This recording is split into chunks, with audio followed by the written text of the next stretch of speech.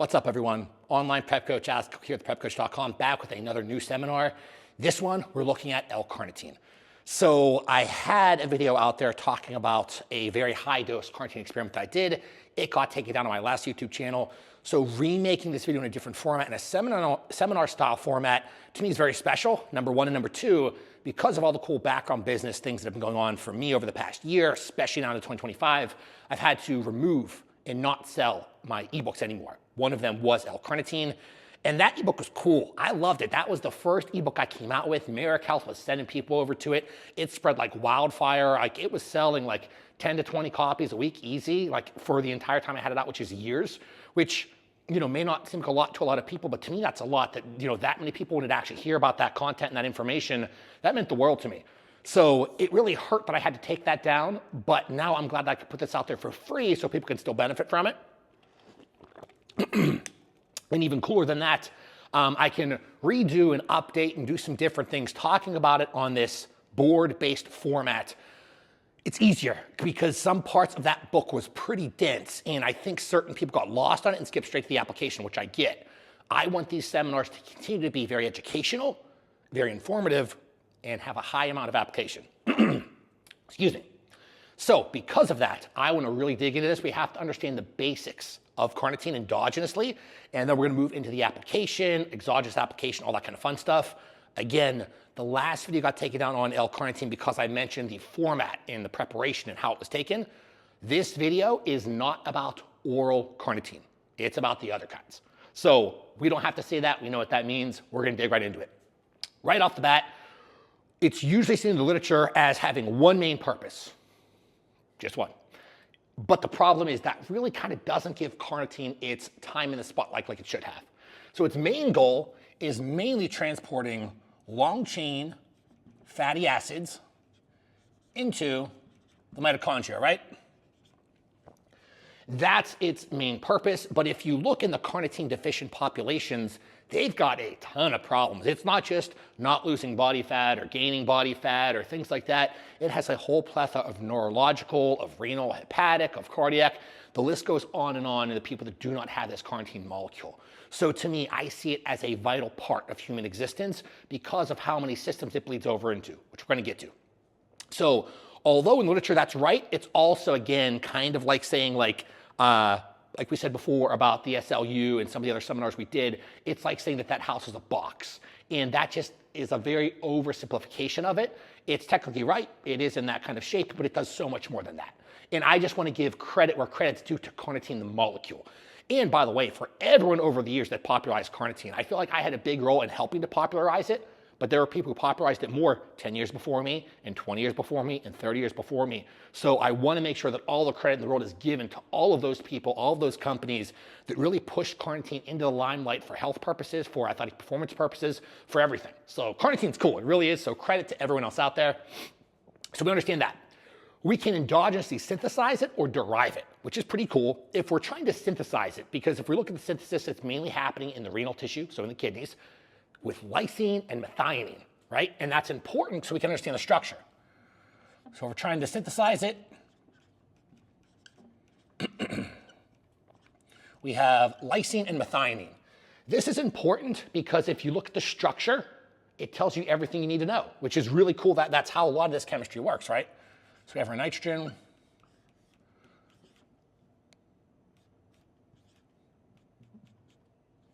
And again, forgive me, I am a terrible artist. That's roughly what it looks like though. And it's cool because if we look at that structure, we know that this skeleton structure is coming from the lysine, whereas the methionine, we're looking more here at these methyl groups on the actual nitrogen. So right out of the gate, you see how these things are working in conjunction to form a cohesive molecule. Now, another cool learning lesson, we're going to look at the biosynthetic process of carnitine endogenously. It's cool to understand because it has so many learning lessons. It starts with the process of protein degradation to ultimately give us a new carnitine molecule. Why is that important?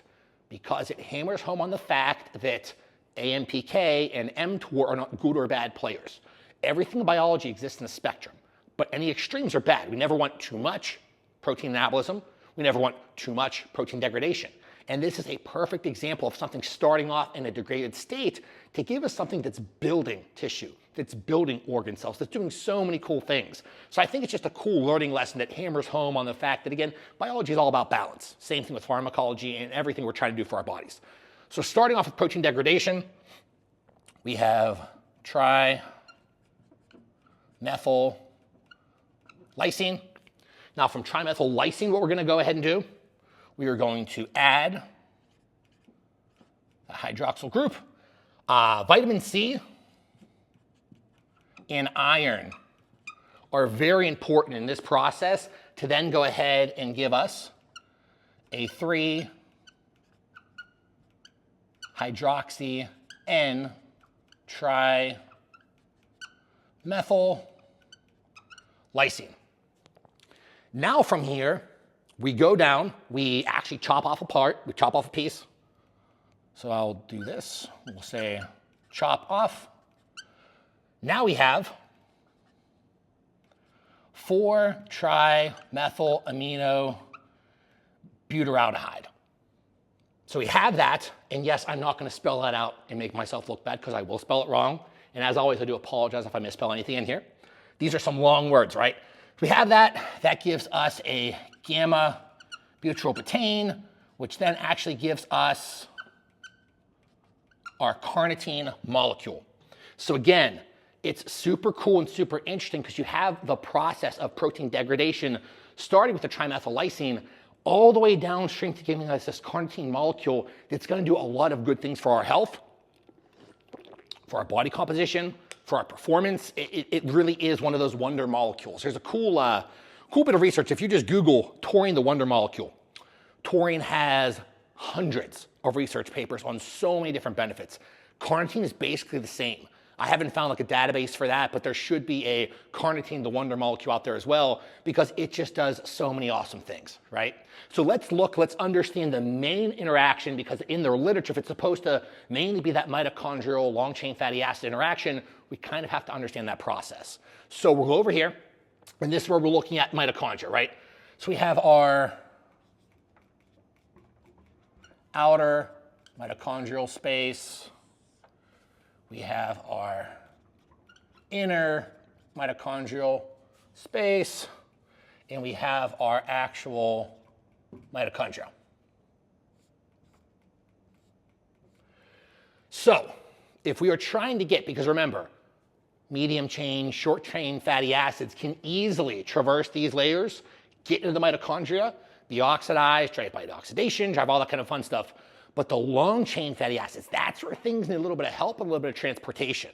So we're looking over here at these long chain fatty acids, and they're actually going to be combined with a CoA.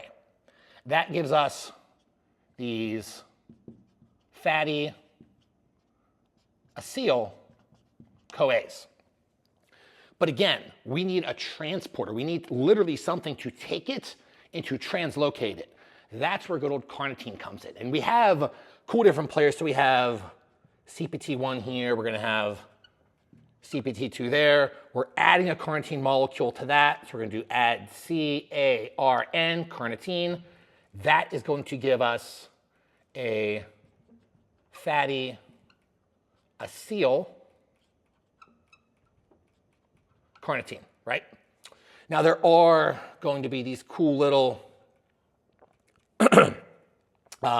basically like little transporters as well. So we're trying to move it in. So we're having this fatty acetylcarnitine being pulled through here and getting into the mitochondria. These are going to be our translocases.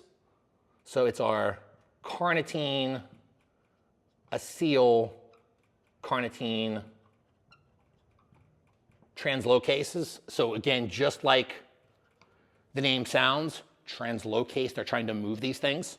And then over here, down here, we're going to have the actual, it's acetyl transferase. So we have a long chain fatty acid. We combine it with a CoA, gives us a fatty acyl CoA. Can combine with the carnitine. It's going to push that fatty acyl carnitine all the way through here, go through these carnitine acyl carnitine translocases, get into the mitochondria. Now it's going to bifurcate, right? So it's going to push that actual, remember what we talked about over here? It's not going to split and go back to that process. So we have that fatty acetyl-CoA, which is going to eventually go off through the process of beta oxidation, fat loss. But then that carnitine, it's still there. What's it going to do? Really cool. We have this carnitine, which can do two things. It can, first of all, interact with this acetyltransferase and downstream give us our acetyl L-carnitine, which can then go off and have some neurological processes. It can also go through this whole process then to recycle to come over and attach to another fatty acetyl-CoA. It's so important in our bodies to be able to recycle these carnitines, because if not, then you have that buildup of long-chain fatty acids. You have no transportation of the mitochondria, and it causes everything from, so insulin resistance in a specific body part or a specific organ is heavily dependent upon the accumulation of these acetyl groups. If you hear that barking in the background, I apologize. Kids are home from school. It's been a big snow day, so that's what's going on upstairs. Again, apologies in advance. If you got kids, you know where I'm coming from. So we have that buildup that can cause a lot of insulin resistance, not just in tissues, but in organs, cells, in basically everything, so technically tissues overall. But that buildup of acetyl groups can actually form some degraded metabolites, and that causes basically toxic metabolites to accumulate within the mitochondria, which is really bad. We don't want that. So we understand the basics, right?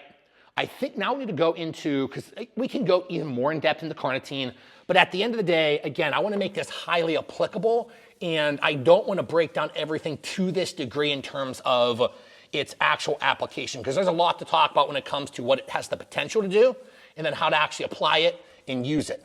So what we're going to go ahead and do is we're going to erase all this, and we're going to be looking at what I think is one of the cooler interactions and why it can be utilized over in the athletic world, and that's going to be the changes to our androgen receptors. So right out of the gate, I think hitting that first is probably one of the most important things to do, because not just the change in androgen receptor binding affinity, constant sensitivity, it's not only important for the athletes out there, but for anyone who's dysfunctional. Usually fragility is one of the biggest causes of long-term mortality and some of those changes later on in life. So there's carnitine therapy potential kind of for everyone, whether you're sick, healthy, athletic, doesn't really matter. So androgen receptors, right? Floating around. So we have these androgen receptors that are floating around. What they have are little buddies called heat shock protein 90s. So they're going to have, and I'll change markers for this. They're going to have these little heat shock protein 90s that are tethered to them. What the heat shock protein 90s do is they keep it open and receptive so a ligand can bind. A ligand being a hormone, let's just say testosterone. Could be exogenous or endogenous, does not matter. So it's floating around, and eventually we're going to have ligand, testosterone, come in and basically bind with our androgen receptor. What that is going to do is it's going to eject that heat shock protein 90, and then we're going to have alpha and beta proteins come in and tether to these, and what they're going to do is pull. They're going to pull this ligand androgen receptor complex into the nucleus in order to actually cause genomic changes. So it's literally pulling in. Then from that point, we have what? You hear the word dimer all the time, right? Dimer means two. So we're taking a different androgen receptor now, and then we're combining them together. So now we basically have AR plus AR complex. This has a, because remember, this is all electrochemical and magnetic. It's a conformational change. So it's basically, if you can imagine like magnets having to change shape geometrically in order to make the right configuration, in order to basically join together. That's basically what's happening there. They join together, they have all those cool things. That goes down through the whole process of actual transcription to going down and driving the actual mRNA response, to then driving down into translation, and then to go ahead and ultimately have that, we'll say epigenetic expression or protein synthesis or, protein expression. Whatever you want to call that, we're going to put gene expression for a new protein. Another important part to really highlight here is when this is all happening, this right in here, we're looking at all the co-regulators really coming into play. So this is why certain people will naturally, endogenously, just respond better to their own 800 nanograms per deciliter of testosterone, whereas their buddy who's 800 nanograms per deciliter of testosterone is not having the same end fate because they could have a co-regulator-based problem, which then is not giving them the same amount of gene expression. So this is why I always say that on lab work, your reference ranges only matter for you. Doesn't matter. If you feel amazing on 400 nanograms per deciliter of testosterone, awesome, go with it. If you don't and you need TRT, HRT, then you have to go that route.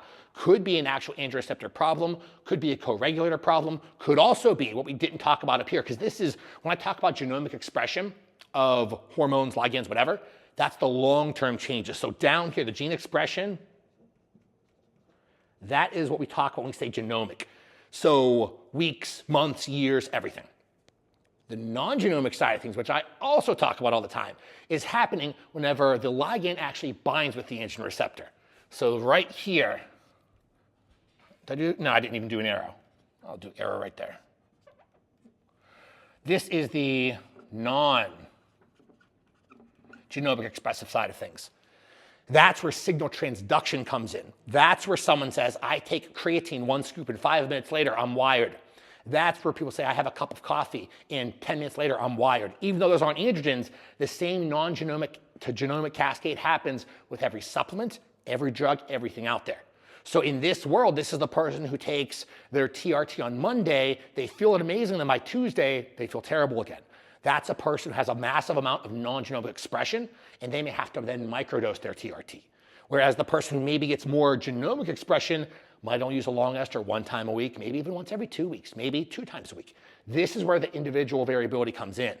Now, where does good old Mr. Carnitine come in?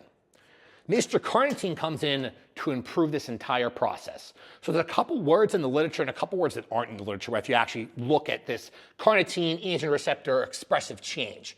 So what carnitine does is it increases androgen receptor sensitivity. That's in the research. What that means is that whenever these androgen receptors bind with their ligand, it's going to create a massively more robust non-genomic chemical response. It also does something to increase androgen receptor density, which is the number of androgen receptors, how many are architecturally in one place.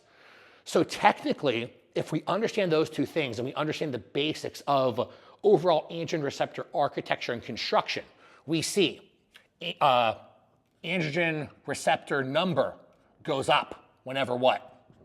If lean mass increases, if androgen load increases, and now if carnitine load increases. So if you're trying to create more new androgen receptors, if you're trying to improve their density and number, we're looking at adding muscle tissue, having a higher androgen load, which could, if you're a natural individual, could mean adding in the Fedosias, the Tongat Alis, the Sustantias, whatever to increase your own natural endogenous androgen load, or if you're in the exogenous world, bringing in something like a TRT, HRT plus, blasting, whatever you want to call it, and then also the carnitine. So we have 3 different ways to increase androgen receptors density as a whole. Now, because L-carnitine is driving up the sensitivity aspect and the density, what's that doing? And I don't think that many people talk about this just because it's not in literature. It's increasing binding affinity and constant. So because of the changes to sensitivity and density, we have, and you guys know how I like to draw all my receptors, because this is kind of how they look like, kind of not. We have Mr. Testosterone molecule. So the binding affinity is how likely that testosterone ligand right here is finding that receptor. So it's increasing its ability to find the receptor. Then the constant And this is, they're actually kind of overlapping. It's the ability then to tether to that receptor. I draw those little lines because it's literally magnetic. It's that electrochemical change. It's not lock and key at all. It's the ability to find that receptor, to dock, to transmit all the signals, and then quickly leave. And then go off and do the same thing in another receptor. Because if you can have one ligand that's going to go, I keep doing that by the way, I mean one ligand that can go to multiple receptors and send multiple chemical signals, that's going to give you more ultimate gene expression. So right out of the gate, we see carnitine increasing everything to do with sex hormones. Now, because we're on this conversation, we should also look at the thyroid interaction. So this is a super interesting one. Essentially what, and I don't even have to write on the board that much because it's not that complex or complicated. In the literature, we see a high potential that L-carnitine should be able to block T4 and T3's intracellular actions.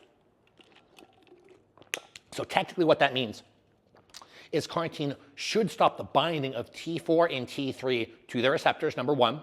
And then we also see its potential to stop the deiodination process. So if we're going back to understand the underlying deiodinase enzymes, those are the thing, and I guess I do have to write it on the board. So we have T2, T3, T4 up here. These are doing the ultimate end fate in action, but down here we have our deiodinase enzymes, which are allowing those to actually do their action in a tissue. So certain people that have stubborn body fat, say on their glutes or lower back, quads, doesn't really matter the location. It could be because on blood work, you see your T4, T3, those levels are fine, but localized action in tissues is dependent upon deiodinase action.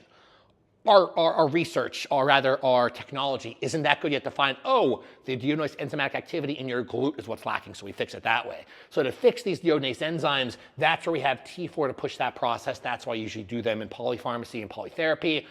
You can also improve it a bunch of different ways with selenium, with glutathione, because remember, everything downstream is going to be dependent upon those selenocysteine proteins, and those are going to be influenced by that entire GSH glutathione cascade, which also has selenium in play. And then there's also some different like thyrogen bioregulators that can also then fortify that to improve deiodinase enzymatic action, to improve your thyroid hormone action. But either way, getting back to carnitine. Carnitine on paper is supposed to block this, and then how these actually will go over and dock and bind and send their intracellular signals via the receptors. In application, because again, on paper, the mechanisms make sense. I think to date, I have had less than 50 people ever have a thyroid-based problem with carnitine in the preparation that we're talking about, not the oral preparation. And whenever we go back and we look at that, it's just not the clientele I've had over the years, but the experience of other coaches, the experience of everyone who's bought my ebook, it's been very few. So let's say conservatively, there's what, probably 20,000+ people in that group of my clients, other coaching clients, people that have bought the ebook, people that have talked about it. You never hear anyone really saying, at least not often, that carnitine caused my thyroid hormones to tank and caused me to have thyroid-based problems. It can happen though. That's why no matter what, even though I'm saying this isn't happening the majority of the time, if you're in that 10% or arbitrary number of whatever people percentage it actually happens to, then know that this is the cause. So everything out there, even though it has a low percentage, I still like to talk about it to make sure everyone's aware of that. So in the natural-based world, I don't see this happening even whenever HRT, TRT plus is not in play. I really don't see this happening often over in the TRT, HRT plus world, in the enhanced whatever carnitine's in play. And it's usually not a problem. But since we're talking about the sex hormone side of things, we also have to talk about potential negative side effects, and that's one of them, the potential thyroid interactions that can occur. So we understand thyroid has some potential negatives for a very small percentage of people, but it can still be very real for you if you're one of those people. So we're going to make sure we put a little asterisk next to that, understand that. Now we're going to go through the whole list of what it does, and there is a lot. So we're going to try and take our time with it, and we're probably going to leave some stuff out because if not, the list is going to go on and on and on for a while, which is pretty cool, right? So I think probably first and foremost, let's look at the IGF cascade, because I really like this one. So we have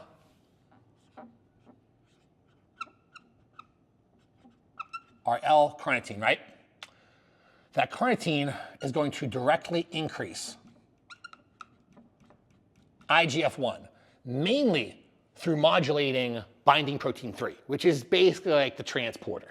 As one goes up, they tend to both go up. They're literally meant to be there to help each other out in certain ways, certain places.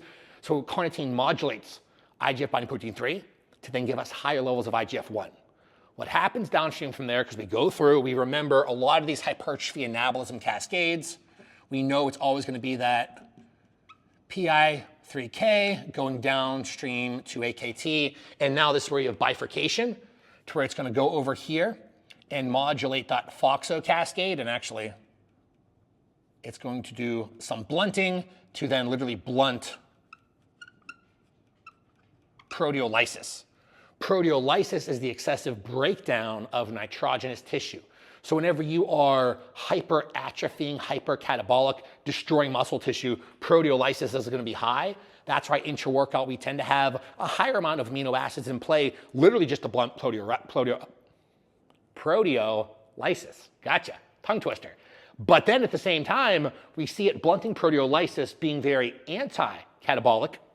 We also see it directly going over here, directly driving up mTOR, which does what? Increases anabolism. So right out of the gate, carnitine is having maybe negative potentials with thyroid, depending on the person. We have L-carnitine improving androgen receptor sensitivity, density, binding affinity, and constant. We then have it positively influencing IGF-1 and IGF binding protein 3 cascades to blunt proteolysis, which means less muscle loss, and then to drive up anabolism, which means more muscle gain. So that's pretty cool, right? Let's go into the neurological world. Let's look at neurological tissue. And this changes from person to person, so it is absolutely interesting. And actually, in the same conversation, we actually have to talk about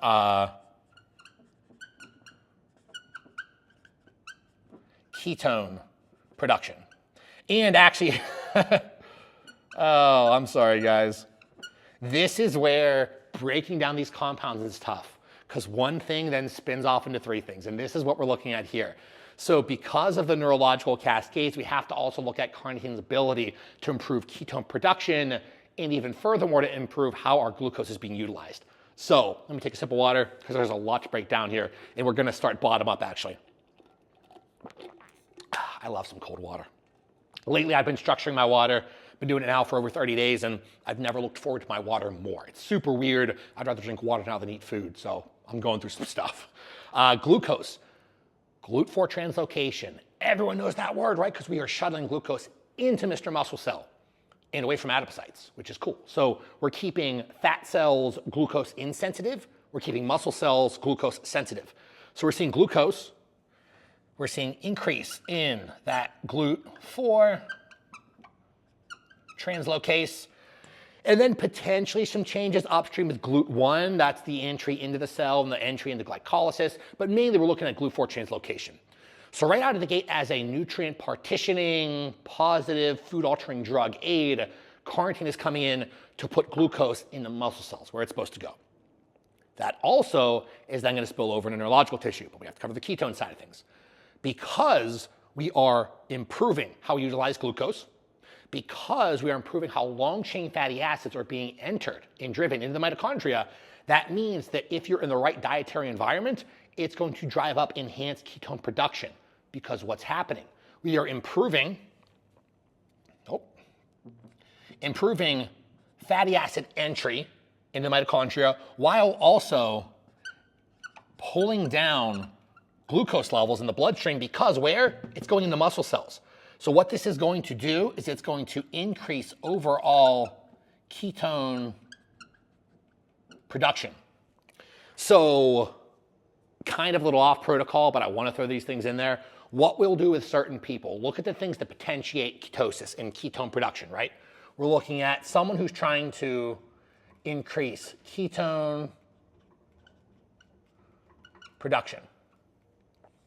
What we can do here in this scenario is, first of all, dietary restraints are set up. So generally it's going to be a nitrogen and a lipid, so just a protein and a fat base setup, traditional ketogenic style. Most athletes are going to be higher on the protein. To me, that's not the biggest issue. It's more so that you're being good at not utilizing glucose. And then when you do bring in glucose, you're being metabolically flexible enough to actually be able to shift that and put that in the right stores. But to drive up our ketone production, we have a combination. We can use our actual carnitine to pull down the glucose, to increase our fatty acids.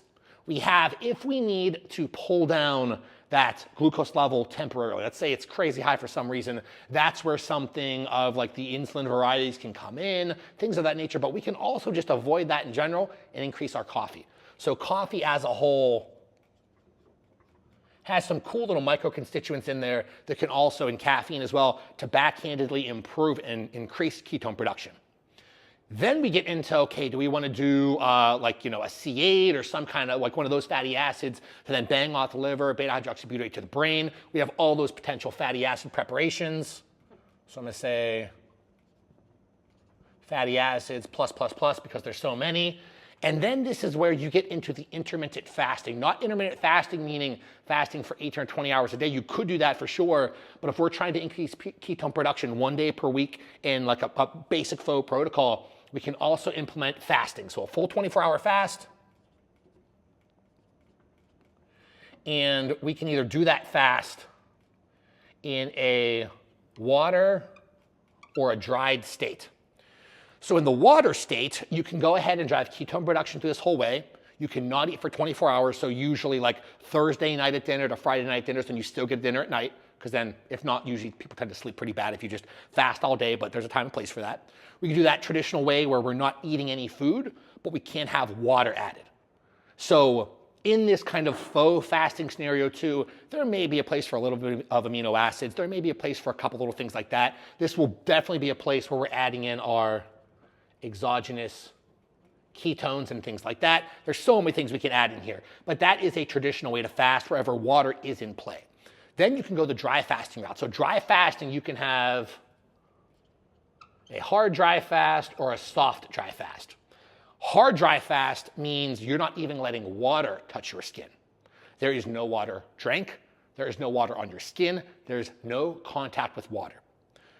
The soft means you're able to shower, but you're not drinking water. The cool thing about this is if we look at our adipocytes, our fat cells, our body can make our own water by pulling out the hydrogen from these adipocytes, potentiating this entire ketone production process. So there's a lot more that goes into that, but as an overall rule of thumb, if we're trying to drive ketone production with carnitine, one of the many protocols you can do is something like this and then bifurcate depending on what you're talking about. Let's just say you're doing a soft, dry fast. We're going to be pulling out our own hydrogen. We're going to combine that with oxygen. We're going to make our own water for our body. In this environment, though, we're not going to be training. It'll be light PBO walks outside and stuff like that, but you can drive up a high amount of beta oxidation on that day. You will most likely need some kind of mitochondrial player. But what else drives up mitochondria? Oh, carnitine, which we're going to get to. So a long-winded way of saying that L-carnitine neurologically is going to do so many things. So first of all, in the neurological, in the brain-based world, it's increasing our ability of our brain to be metabolically flexible. Because now our brain can utilize glucose better. Our brain can utilize ketones better. So we have neurological, metabolic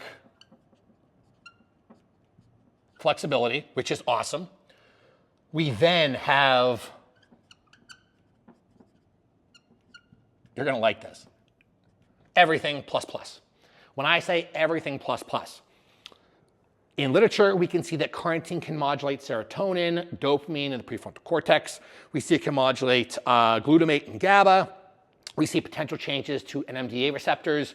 So overall, it's changing based on the individual. So it's a neurological modulator is what I tend to say. Most people respond extremely well.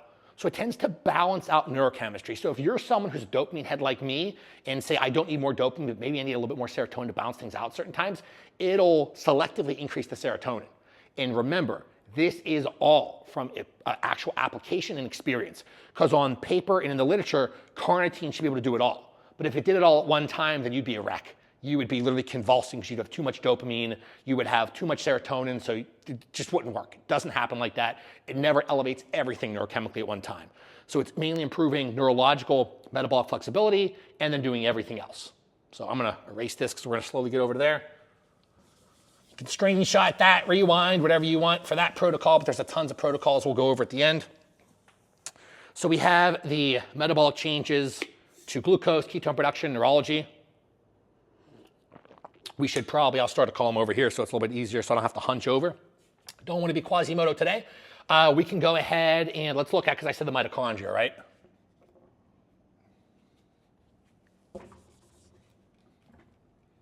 There we go. So in the mitochondrial world, what carnitine does and has the potential to do is what we say before, clear out those acetyl groups. So acetyl groups can accumulate, and it's not the acetyl groups that are bad, but those acetyl groups, if they accumulate post-workout in your biceps become insulin insensitive. That's right word, insulin insensitive. Can't use insulin well in that body part. So I always say just because you end a workout doesn't mean you're automatically recovering. To actually start the recovery process post-workout, you need to get parasympathetic, bring ventilation down, bring heart rate down, and clear acetyl groups. You can clear those acetyl groups by yourself, but carnitine clears those acetyl groups amazingly well. Acetyl groups can accumulate in different body parts and drive global or localized insulin insensitivity, but also if it accumulates in the mitochondria, it'll then have downstream metabolites that are basically toxic to mitochondria and just force it to work harder. So think about how deuterium accumulates in mitochondria, ATPase spin, that whole thing that we don't like. Similar process, but with acetyl groups accumulating to downstream metabolites in mitochondria. So what carnitine does is it actually clears. So I'm going to say downregulation of acetyl groups, which means we don't have their downstream destructive metabolites that then become somewhat toxic to mitochondria. So overall, if you're looking at some way to reset your mitochondria, to fix your mitochondria, like we talked about in the SLU seminar, like I talked about on Jay Campbell's podcast, like I've talked about everywhere now for a while now, carnitine can do that. So yes, and I haven't specifically said this out loud for a reason, I don't want people to hear this and then say, oh, I can take my MOTS, my SLU, I can take all these different mitochondrial peptides, and as long as I have carnitine in play, I'm not going to overspin and have any of these toxic metabolite accumulates. Technically, that is true, but I don't like saying that out loud as a blanket statement because then it's, you're taking 25 things at one time, which I guess who am I to talk because I do take 25 plus things at one time. So it is what it is, but carnitine helps to clear those acetyl groups mitochondria, clear mitochondrial-based toxins. So we have that with mitochondria over in the fertility world, right? So we have male fertility, female fertility. So mainly in the male fertility-based world, we're mainly looking at it from a spermatic aspect. So remember, as guys, the only thing we contribute to the entire conception gestational process is high quality sperm.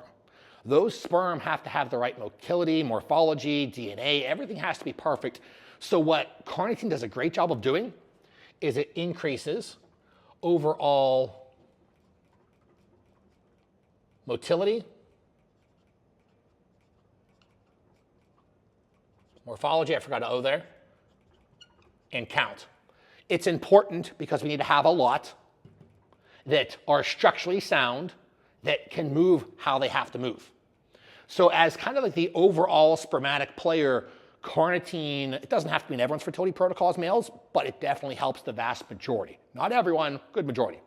In the female world, this is where it's interesting. And it's a little tough. So we're mainly looking at the overall structural integrity of eggs. So we're looking at oogonium to oocyte, that development process improves. So it improves that oocyte process to downstream literally build, construct, and have stronger, flip that around, eggs, essentially. So if we have a stronger egg, because remember, whenever you have a miscarriage, which I think the rates are something like it's 1 out of every 4 pregnancies, there's potentially going to be a miscarriage. That can come from either DNA fragmentation and problems at the sperm side, or structural and other problems at the egg side. So with carnitine, we're trying to positively fortify spermatic tissue and also trying to positively fortify oocyte, oogonium, the entire egg-based process, and egg tissue. So we're trying to cover both our bases. So that's a really cool player. If we go down the list even further more than this with carnitine, we can see some other changes. And again, the changes can get pretty drastic in the performance-based world. So performance-wise, and then I also want to talk about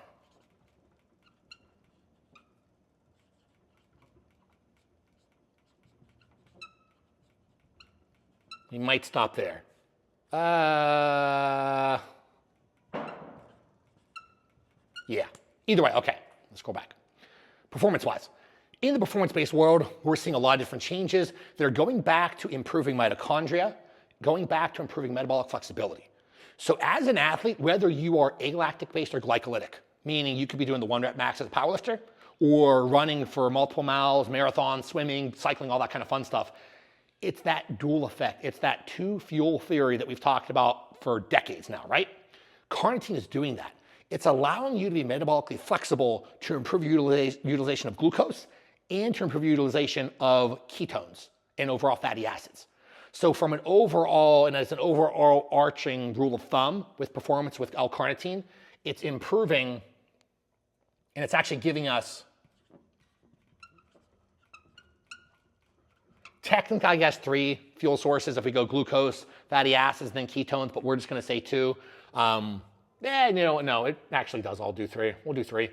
3 fuel sources, and on top of that, what that indirectly does is it drives up VO2 max overall, and it decreases time to exhaustion, which means you can do things longer, better, stronger, faster, everything. So it doesn't matter if you're an alactic kind of immediate energy athlete or a longer term duration-based athlete, it helps absolutely everyone because of these reasons and other ones, but these are the main ones. Cardiac, this is super cool. There was some literature that I cannot remember where it was from. I know it wasn't from the US, it's from a different country. And they were using carnitine back in the day. I think this was in the 60s, if I remember correctly. I could be wrong on this, so don't quote me. But they were using carnitine to actually reverse a lot of cardiac damage. So everything, it was mainly focused around cardiac myopathies and left and right ventricular hypertrophies and fibrosis. So overall cardiac damage, though, they looked at implementing carnitine, they did IVs, all that kind of stuff. And then the application was interesting. So it had to be in a de-energized state.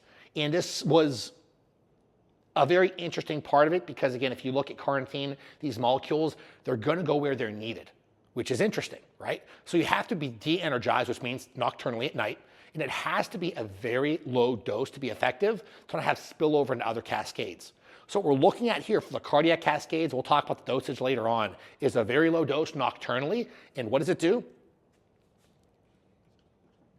It mainly chelates heart-specific irons. As it's chelating those heart-specific irons, it improves the acylation process, which is what we said before, the accumulation. So it's actually the acyl deacylation process. It's improving the clearance of those acyl groups in cardiac tissue that can accumulate, essentially cause, again, I hate saying the word toxic, but essentially toxic downstream metabolites that then cause mitochondrial damage in the heart, surrounding tissue. It all kind of bleeds over into one. But essentially, we're looking at using carnitine to improve cardiac tissue recovery. And that could be a longevity prophylactic therapy as well. Renal hepatic tissue. This is spilling over from, like we talked about, in the mitochondrial world. So the interactions I've personally seen, and we've done this pretty consistently over the years, where we're just trying to modulate ALK-Phos or aspartate aminotransferase or alanine aminotransferase or EGFR, cystatin C, like all the basic markers, even some HSCRP cases, which come down to the next point. We've been able to reduce a lot of those numbers or increase EGFRs because of the increased acyl group removal, which improves mitochondrial health And mitochondria will help then to repair and basically rebuild EGFR lining of the kidneys, or just fix the actual structural damage and stop that leaking out of those alanine and aspartate aminotransferases. That's also partially mediated, though, by this superoxide dismutase, the thing that starts to get downregulated as we get older, along with many other things. Superoxide dismutase will elongate that antioxidant effect, drive up the immune response, drive up the immune system, and in that way then further improving renal and hepatic tissue. So technically on paper, carnitine as a whole, when taken in certain ways, is going to increase all of your organ health, is going to improve how you use nutrients, it's going to improve your neurology. It's kind of like the overall player, and that's where it's hard to say why people should not be taking carnitine year-round. It's tough because I never like saying anything should be taken year-round, but at the same time, there's multiple things out there that definitely have their valid purpose to be taken in a longer-term fashion. So we understand all of this, right? Now we're looking at the Big Daddy application, and we're starting right out of the gate with an experiment that I did, and I'm glad that video got taken down from YouTube because I have further updates since then with other clients on utilizing 5 grams, it's 3 to 5 grams actually, of L-carnitine, but the spectrum, and we're gonna draw a whole thing here. Where does this video stop? Stop, sorry about there. Oh yeah, I can do this whole thing, cool, okay. Spectrum, okay? We literally have, this is gonna look cool when it's done. 50 milligrams, 100 milligrams, 200 milligrams, and then let's go to here, let's say 1 gram, 3 grams, 5 grams. Obviously, that doesn't line up with how the math should be, but whatever. We're gonna start here. So the 5-gram carnitine experiment was something I wanted to do. I wanted to see how much beta oxidation I could drive, and I wanted to see how much anabolism I could drive with that. The interesting part was when I made that last video, I was talking about it right after the fact. I didn't give things enough time.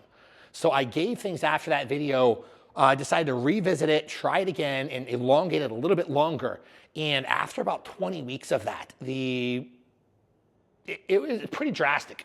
I have only been on HRT through my doctor and things like that I can get through my doctor since 2020, so there's been nothing crazy. This was the only real change during this time. There was some little changes, obviously, with things along the way, but this was the biggest player. And I did not see an end to how much fat I lost or how much muscle I built in a recomping setting. So what we saw at the 5-gram range was a tremendous amount of beta oxidation, a tremendous amount of anabolism. Again, though, keep in mind the caveat. In my scenario, androgens have been the same, HRT through my doctor for multiple years. So you could argue that my androgen receptors were ready, they were more receptive, they were waiting for more chemical stimulus. So maybe someone who is not in that environment wouldn't get these same results. But I tried this with other people as well, so we'll get to that. I saw the improvement to neurology massively. I saw the improvement to all health markers.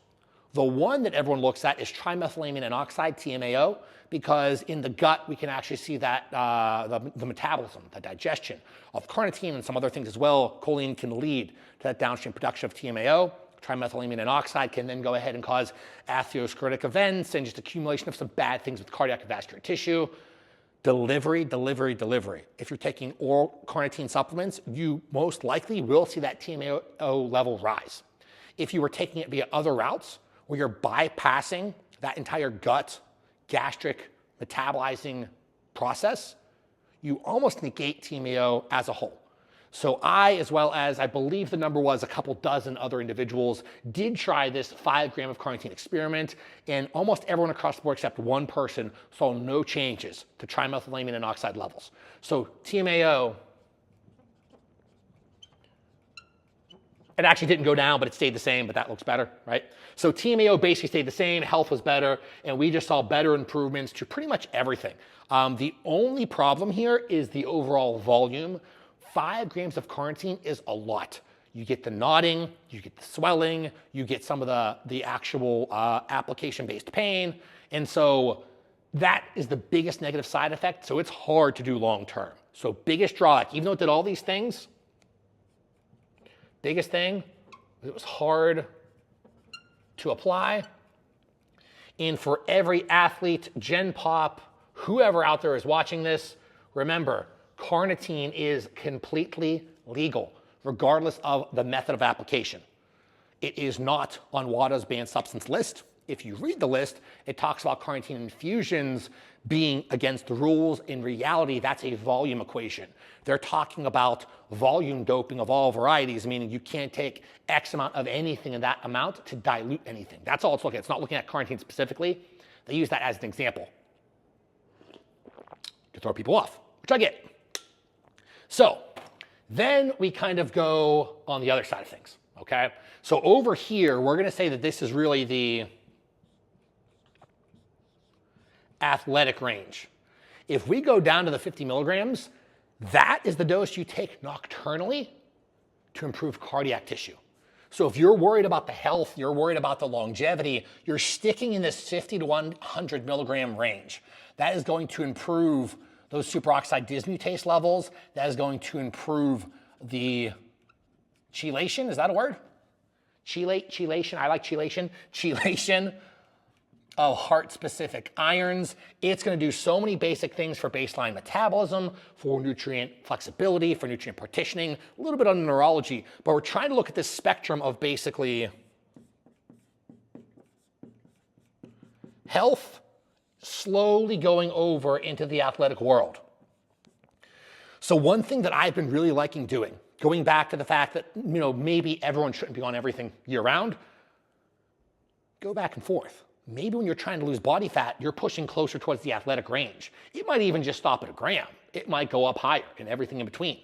And then maybe whenever you're growing, you're focusing on your health, you're bringing it back down here, or vice versa. Again, it depends on if you're trying to use carnitine to lose more fat whenever you're dieting. If you're trying to use carnitine to build more muscle tissue in a muscle building phase, there's so many different things. And then this goes back to the other athletes out there, or utilizing it on the athletic side of things to drive up VO2 max, which this did crazy. Or using it to improve how you metabolically flux nutrients to get more ketone productions, which this did amazingly. So it's going to be this spectrum. Most people though, 200, 250 milligrams to me is almost like the threshold dose for a lot of the athletic changes. So we're going to say 200 to 250.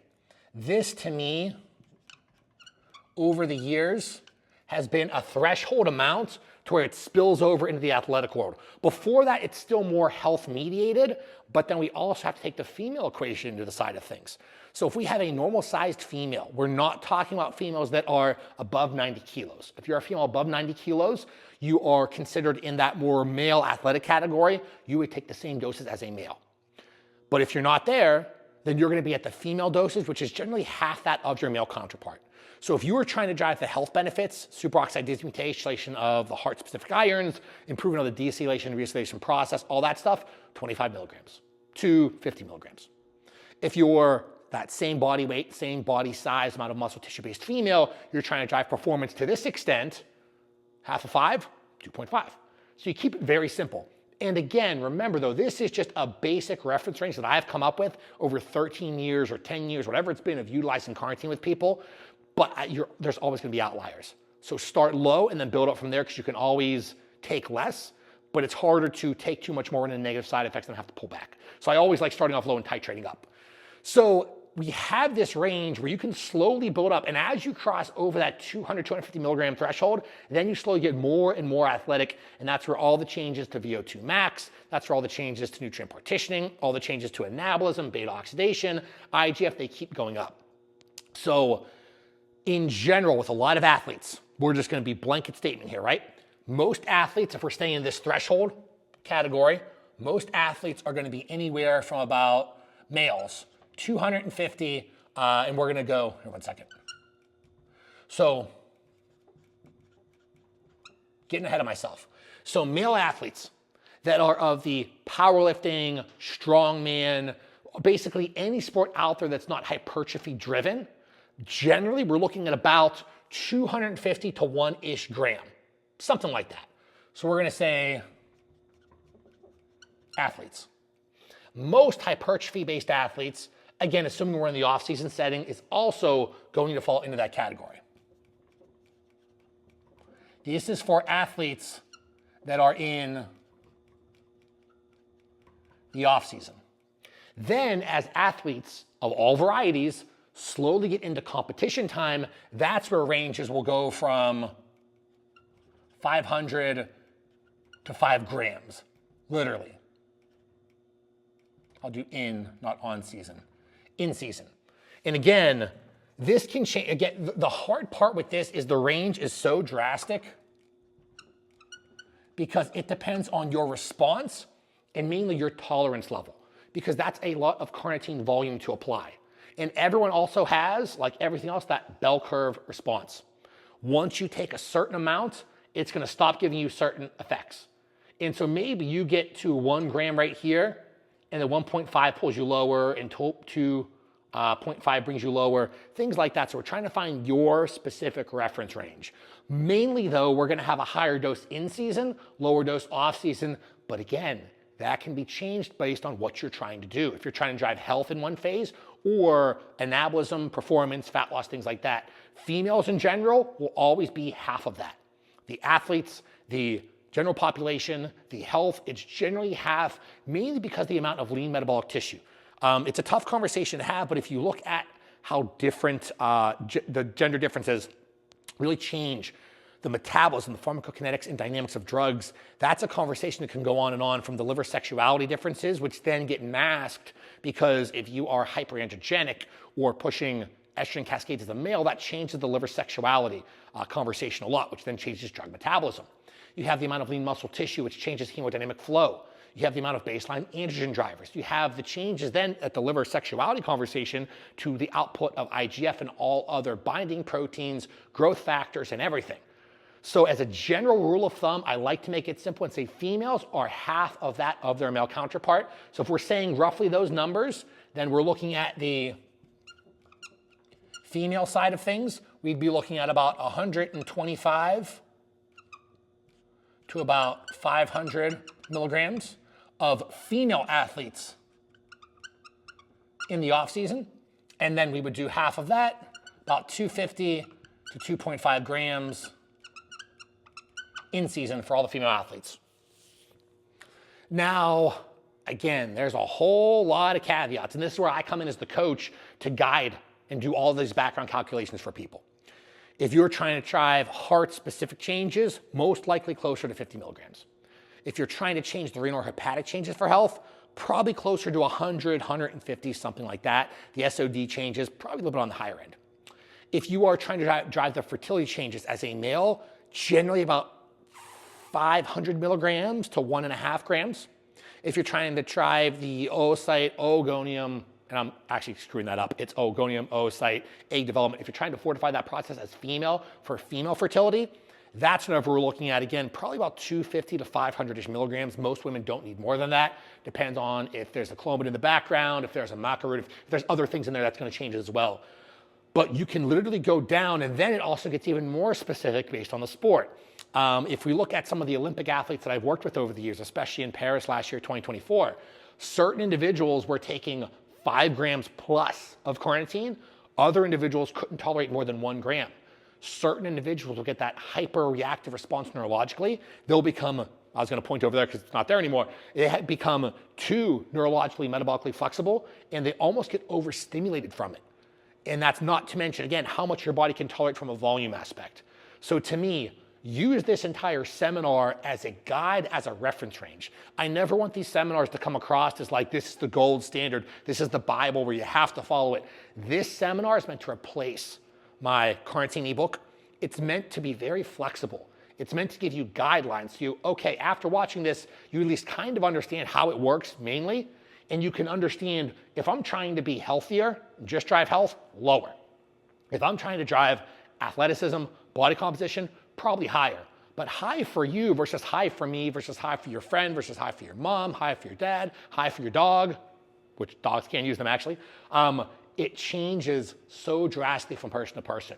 So this is not the end-all be-all guide to carnitine. This is like the carnitine reference range, as weird as that sounds. And that's how I want all these seminars to come across.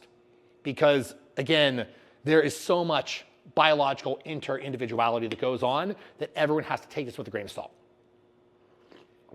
Carnitine, for me specifically, I think will always hold a special place in my heart because, again, it was the first ebook I ever wrote. It was one of the first things that I found to be like, and by the way, again, I did not discover it. Was not even close to being the first person. What was it back in the day with John Perillo, and tons of people were using carnitine before me. I just have such a love and appreciation for it because of how much it does, how much it has the potential to do, and how much it's helped me and my friends and my clients and so many people over the years. So carnitine is really, really an awesome player. Again, this specific video is not talking about the oral preparation. Don't delete this video, YouTube, please. Put a lot into this. Actually, not really, just an hour. But still, I hope you guys enjoyed this seminar. Thank you so much for watching. Check out thepepcoach.com. See you guys next time.